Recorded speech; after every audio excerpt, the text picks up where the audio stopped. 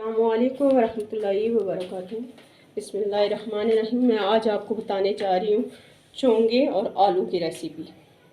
ये मेरे आधा किलो आलू हैं, आधा किलो चोंगे हैं, छोटे दरमियाने साइज़ के 3 अदद टमाटर हैं, दरमियाने साइज़ के 2 प्याज हैं, ये एक जवा लहसुन का है, 5 से 6 हरी मिर्चें हैं। मैंने चोंगे इनकी जड़ें काट के साफ़ करके धो के रख ली हैं। अब मैं इनको बॉयल करूँगी। मुख्तलिफ़ तरीके से बनती हैं, कुछ लोग बॉयल करके बनाते हैं तो कुछ लोग कच्ची कूट के बना लेते हैं, लेकिन मैं इनको बॉयल करके बनाऊंगी। और ये बहुत मुफीद चीज़ है।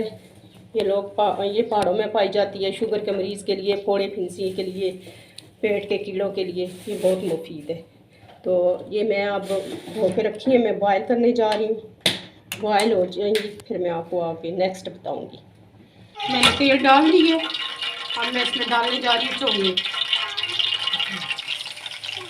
मैंने इनको बॉयल करके मैं फिर से रिपीट करती हूँ। आधा किलो चोंगे हैं, आधा किलो आलू हैं, 3 अदद दरमियानी साइज़ के टमाटर हैं, 2 अदद प्याज हैं दरमियानी साइज़, लहसुन है और हरी मिर्ची है। अब मैंने चोंगों को ना थोड़ा थोड़ा कूट लिया है, कूट के मैंने इनको निचोड़ा है, इनका पानी मैंने निकाला है। तो अब मैं इनको फ्राई करूँगी। पहले मैं चोंगे फ्राई करके निकालूँगी।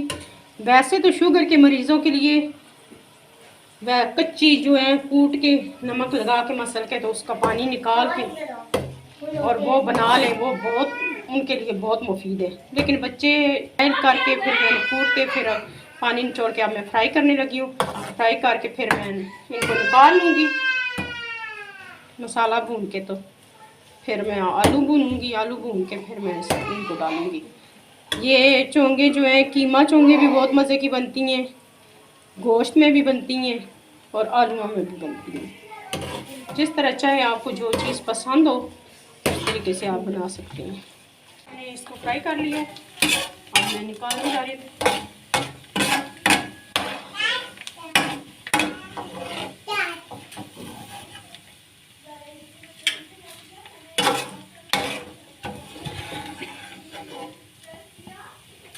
ये देखिए कलर से इसी तेल में मैं मसाला बना लूँगी। ये मैं अब प्याज डालने जा रही हूँ।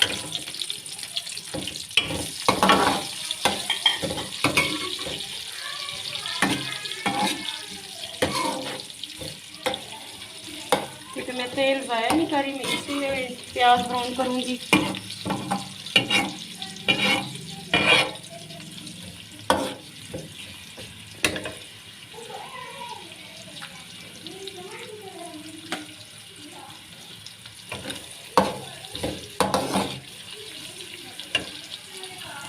देख सकती हैं जो ब्राउन हो गई। अब मैं इसमें डालने जा रही हूँ लहसुन अदरक और हरी मिर्ची। ये मैंने पहले से कूट के रख ली थी, अभी मैं डाल रही हूँ।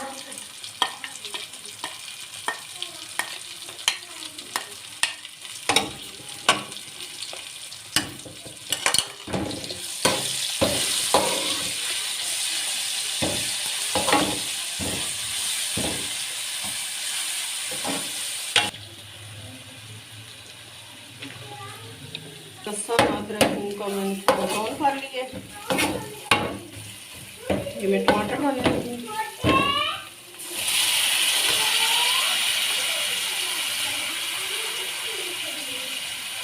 थोड़ा सा पानी डालूंगी।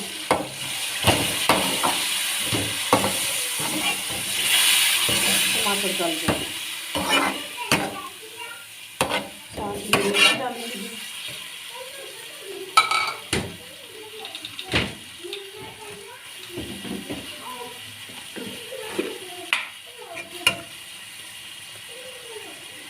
ये 2 चम्मच में सूखी मिर्चें डालने जा रही हूँ।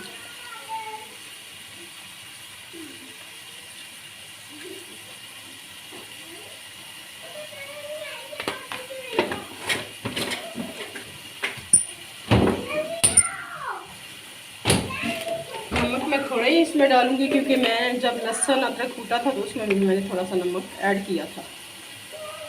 تو یہ میں تھوڑا سا ڈالوں گی.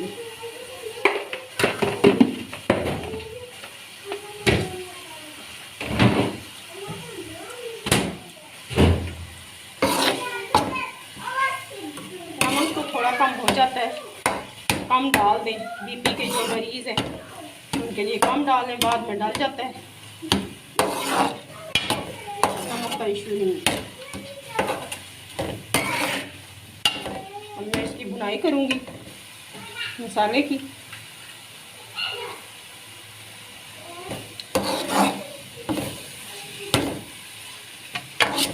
آپ کو اس میں تیل تھوڑا لگ رہا ہوگا, لیکن جو میں نے چونگے فرائی کی ہیں ان میں تیل کافی ہے,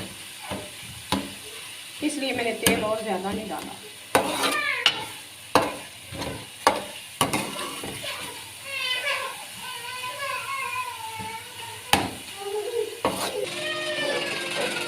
یہ آپ دیکھ سکتے ہیں مسالہ تیار ہو گیا, ساری چیزیں مکس ہو گئی ہیں.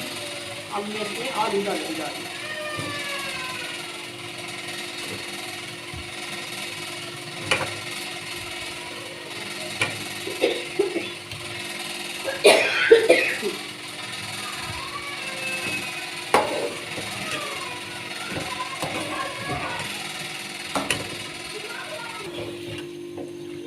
اب میں اس کی اچھے سے بنائی کروں گی.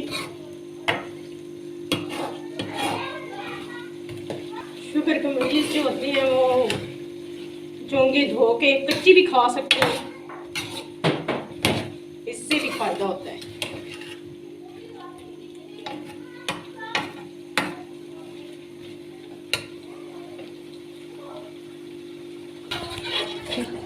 آلو میں نے تھوڑا سا پانی ڈالا ہے تاکہ آلو گل جائے, کچے نہ رہے.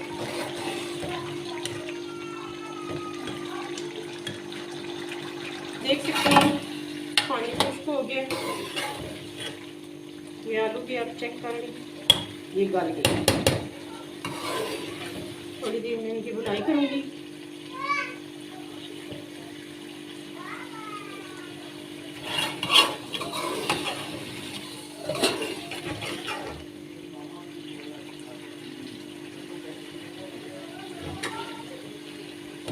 اب میں چونگے ڈالوں گی اس میں.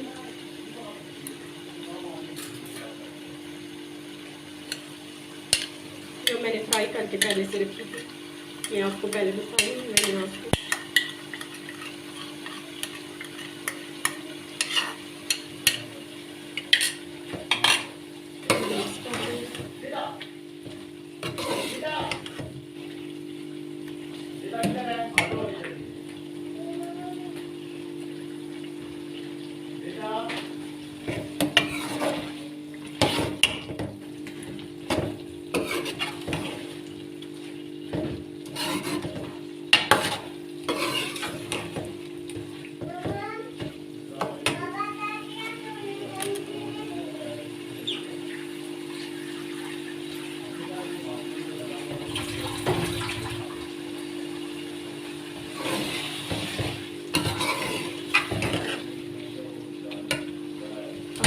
گرم مسالہ ڈالوں گی.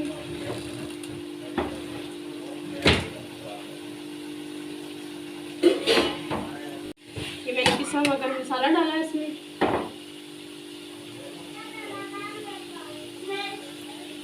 اور یہ سبز دھنیا ڈالنے جا رہی ہوں کیونکہ میں ڈش آؤٹ نہیں کر رہی, تو اس لیے ہانڈی میں ہی ڈال دیں گی.